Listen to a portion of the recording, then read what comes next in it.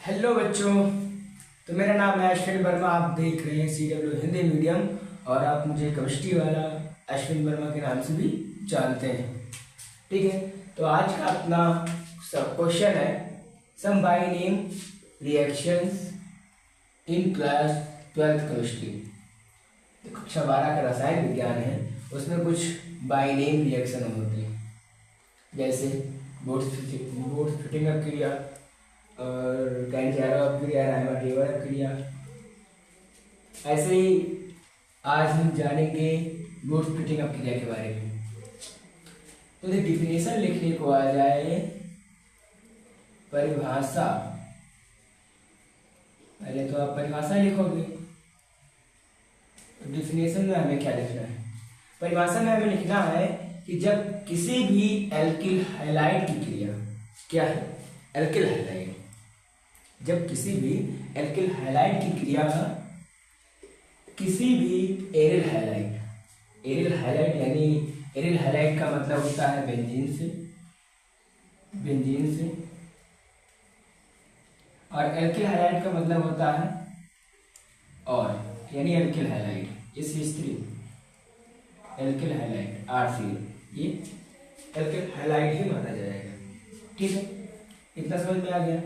तो जब किसी भी एल्किल हैलाइड की क्रिया किसी भी एरिल हैलाइड के साथ सूक्ष्म ईथर किसकी उपस्थिति होनी चाहिए? ROR, सूक्ष्म ईथर की उपस्थिति होनी चाहिए, उपस्थिति में कराई जाती है, तो अक्रिया के फलस्वरूप हमें एरोमेटिक, कौन सा? एरोमेटिक हाइड्रोकार्बन की चैन प्राप्त होती है, और इसी अभिक्रिया को कहा जाता है गुड फिटिंग अभिक्रिया। ठीक है, सिंपल सी डिफिनेशन है कि जब किसी भी जब किसी भी एल्किल हैलाइड की क्रिया किसी भी एरिल हैलाइड के साथ कराई जाती है, तो सूक्ष्म ईथर की उपस्थिति में, तो अभिक्रिया के फलस्वरूप हमें एरोमेटिक हाइड्रोकार्बन की श्रृंखला प्राप्त होती है, और इसी अभिक्रिया को हम गुड फिटिंग अभिक्रिया कह देते हैं। ठीक है, अब इतना लिखने के बाद आपको रिएक्शंस लिखना होता है, रिएक्शन लिखना होता है। तो रिएक्शन सिंपल सी डेफिनेशन भी बताया गया है, किसी भी एल्किल हैलाइड की क्रिया किसी भी एरिल हैलाइड के साथ कराई जाती है। सबसे पहले हम एरिल हैलाइड लिख लेते हैं, तो हम ले लेंगे एक एरिल हैलाइड, और ये हमारा हो गया बेंजीन की रिंग, और इस पे लग गया एक एरिल हैलाइड। मान लीजिए मैंने आयोडोबेंजीन ले लिया, ठीक है, और यहाँ पर सोडियम धातु ले लिया। अब उसके बाद क्या, किसी भी एल्किल हैलाइड है ना, तो एल्किल हैलाइड एक ले लेंगे CH3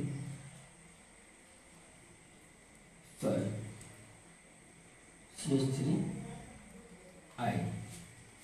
ठीक है, इतना समझ में है। अब उसके बाद क्या कह रहा है, ये हमारा हो गया एरिल हैलाइड,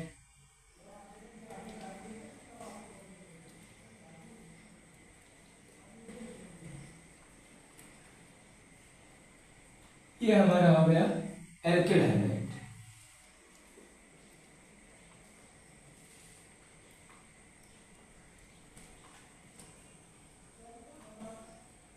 ठीक, ये हमारा एरिल हैलाइड हो गया, ये हमारा एल्किल हैलाइड हो गया। अब क्या कह रहा है, सूक्ष्म ईथर की उपस्थिति में, उपस्थिति किसकी दिखानी है? ईथर की। तो यहां पर हम लिख देंगे सूक्ष्म ROR, ईथर हमारा हो गया। अब देखो रिएक्शन कैसे होगा, दो यानी यहाँ कितने, दो सोडियम यहाँ पर है और एक आयोडीन यहाँ का, एक आयोडीन यहाँ का, तो क्या बना देगा? तो यानी I, यानी सोडियम आयोडाइड के दो मॉलिक्यूल बन जाएंगे। कितने बन जाएंगे? दो बन जाएंगे। सोडियम आयोडाइड के दो अणु बन जाएंगे।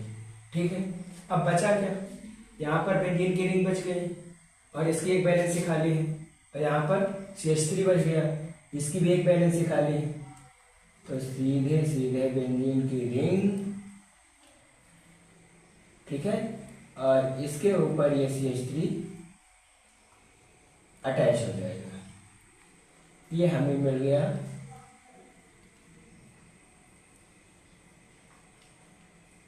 टॉलुइन। ये एक एरोमेटिक हाइड्रोकार्बन है। एरोमेटिक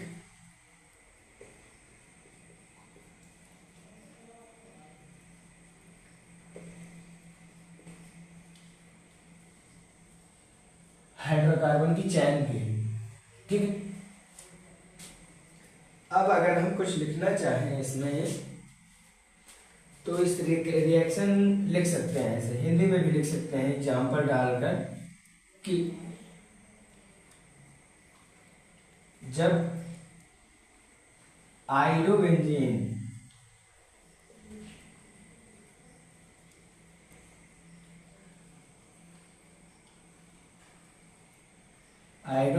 की क्रिया क्षार धातु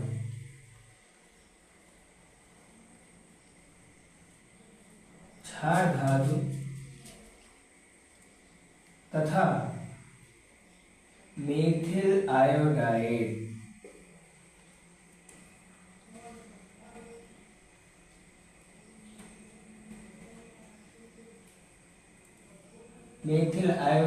के साथ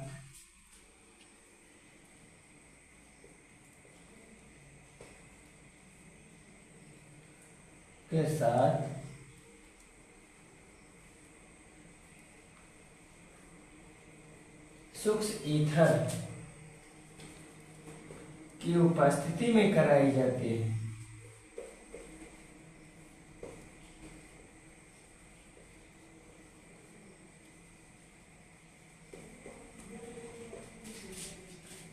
तो हमें टॉलुइन प्राप्त होता है।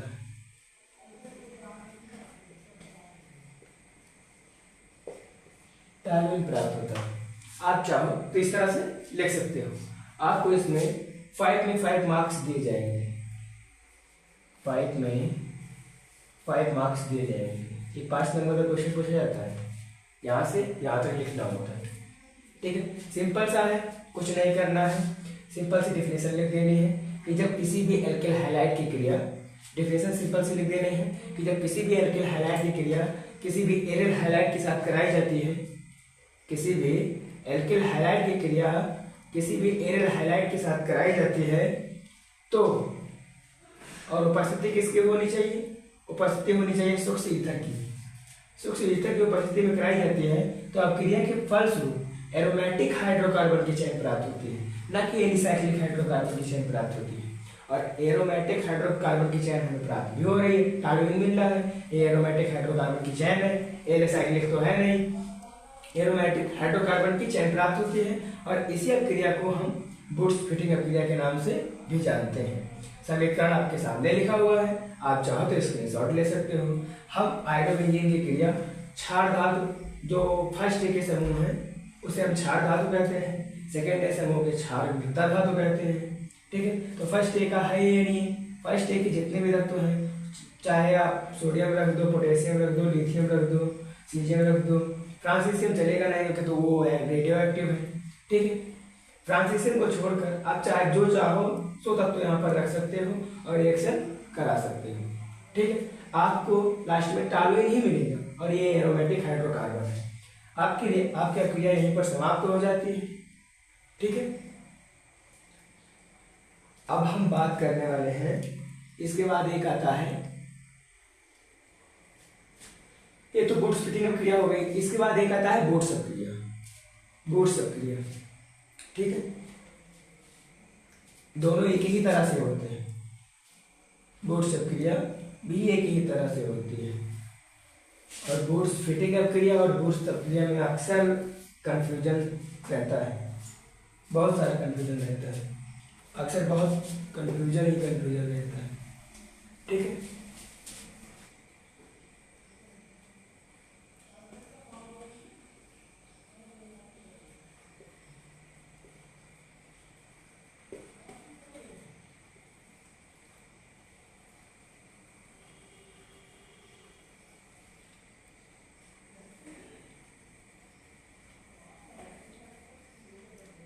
अब देखो, बूट्स फिटिंग और बूट्स अपक्रिया में बस थोड़ा सा अंतर है, थोड़ा सा अंतर। जो बूट्स फिटिंग अपक्रिया थी वो थी किसी भी एल्किल हैलाइड की क्रिया किसी भी एरियल हैलाइड के साथ कराया जाता था, ठीक है, सोडियम की उपस्थिति में, सोडियम और सल्फ्यूरिक ईथर की उपस्थिति में, तो हमें मिल जाता था टार्बिन। और इसमें क्या होगा, इसमें होगा किसी भी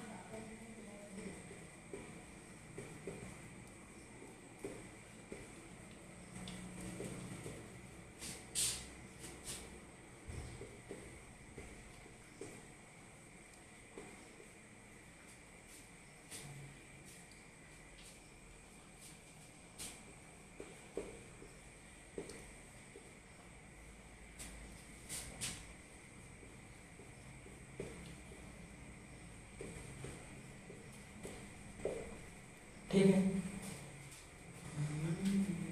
अब देखो, बूट्स और बूट्स फिटिंग अपक्रिया में ज्यादा अंतर नहीं है। बूट्स अपक्रिया में था कि किसी भी एल्किल हैलाइड की क्रिया किसी भी एरियल हैलाइड के साथ कराई जाती है, सूक्ष्म ईथर की उपस्थिति में, बूट्स फिटिंग अपक्रिया की बात कर रहा हूं मैं, तो उसमें हमें मिलता था एरोमेटिक हाइड्रोकार्बन की चैन मिलती थी। क्या मिलता था? एरोमेटिक हाइड्रोकार्बन की चैन मिलती थी। लेकिन इसमें क्या है, बूट्स अपक्रिया में जब हम किसी भी एल्किल हैलाइड की क्रिया सोडियम धातु से कराते हैं, इसमें एरियल हैलाइड नहीं आएगा, इसमें केवल सोडियम धातु आएगा। तो जब किसी भी एल्किल हैलाइड की क्रिया सोडियम धातु के साथ कराते हैं सूक्ष्म ईथर की उपस्थिति में, तो हमें मिलता है एल्केन। क्या प्राप्त होता है? एल्केन मिलता है, ठीक है। ये तो अपनी ऊपर की डेफिनेशन हो जाएगी परिभाषा। रिएक्शन देख लेते हैं जिससे हमारा मतलब है। रिएक्शन देख लेते हैं क्या कह रहा है किसी भी एल्किल हैलाइड का। तो पहले मैं जनरल बता रहा हूँ। आर का मतलब एल्किल समूह और एक्स का मतलब हैलाइड समूह। तो हमारा हो गया एल्किल हैलाइड। ये क्या है, किसके साथ? सोडियम धातु के साथ कराई जाती है, सोडियम धातु के साथ कराई जाती है, ठीक है। समीकरण को बैलेंस करने के लिए इसके हम 2 मॉलिक्यूल लेंगे और इसके भी 2 अणु लेंगे, ठीक है, तभी एल्केन बनेगा। वैसे भी सिंगल मॉलिक्यूल लेंगे फिर भी एल्केन बन जाएगा। अभी सिंगल भी करके आपको दिखाते हैं। तो किसकी उपस्थिति होगी? सूक्ष्म ईथर में। तो क्या हो जाएगा, 2 यहाँ के 2 एक्स यहाँ की बन जाएगा 2 NaX, यानी सोडियम हाइलाइड के 2 मॉलिक्यूल मिल जाएंगे, प्लस दोनों एल्किल ग्रुप जुड़ जाएंगे। अगर हम इसके एक अणु लेंगे तो इसकी बैलेंस ही नहीं पूरी हो जाएगी, होगी, तब ये CH3 रहेगा, केवल CH3 बचेगा इसमें। तो इसकी एक बैलेंस ऑलरेडी खाली रहेगी, इसीलिए एक मॉलिक्यूल लेंगे समीकरण को बैलेंस करने के लिए। एक मॉलिक्यूल से नहीं हो पाएगा, ठीक है। अब पर्टिकुलर रिएक्शन देखो, ये तो हमारे जनरल हो गए, जनरल रिएक्शन है। अब पर्टिकुलर एल्किल हैलाइड है ना, मान लीजिए मैंने ले लिया C2H5 CH3CH2 और यहाँ पर ले लिया Cl। आप इसे C2H5 की भी ले सकते हैं, ठीक है। इसकी क्रिया मैंने करा दी सोडियम धातु के साथ, इसके साथ सोडियम धातु के साथ। समीकरण को बैलेंस करने के लिए 2 अणु लेने पड़ेंगे, ठीक है। सूक्ष्म ईथर की उपस्थिति में, सूक्ष्म ईथर की उपस्थिति में तो रिएक्शन कैसे होगा? जनरल फार्मूला आपको पता ही है कि क्या होगा। ये हाइड्रोकार्बन की चैन है, यानी एलिसाइक्लिक हाइड्रोकार्बन की चैन, हमें एल्केन मिल रहा है, ये एल्केन ही है, ठीक है। तो इसमें भी मिल जाएगा, 2 NaCl बाहर चला जाएगा, सोडियम क्लोराइड के 2 अणु बाहर चले जाएंगे, अलग अलग अपना बॉन्ड बना लेंगे। और ये CH3 CH2 के दो अणु हैं आपस में जुड़ जाएंगे, तो क्या बनाएंगे CH3 single bond CH2 single bond CH2 single bond CH3, ठीक है। क्या बनाया ब्यूटेन है अल्केन, ये ब्यूटेन अल्केन है, बस थोड़ा सा अंतर होता है वुड्स-फिटिंग और वुड्स क्रिया में।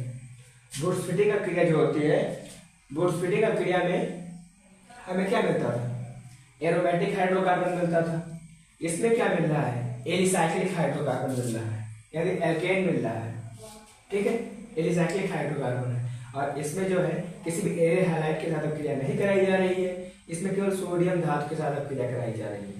और वुड्स-फिटिंग क्रिया में सोडियम धातु के साथ साथ एरियल हैलाइड के साथ भी क्रिया कराई जा रही थी। तो ये सिंपल सा था, इसमें कंफ्यूजन थोड़ा बहुत कंफ्यूजन होता है, जो कि मुझे लगता है कि अब कंफ्यूजन नहीं रहेगा, कंफ्यूजन दूर हो गया होगा, ठीक है। तो आई होप आप लोगों को समझ में आया होगा, समझ में आया हो तो चैनल को लाइक कीजिए, सब्सक्राइब कीजिए, शेयर कीजिए। तब मिलते हैं नेक्स्ट वीडियो में, तब तक के लिए जय हिंद, वंदे मातरम।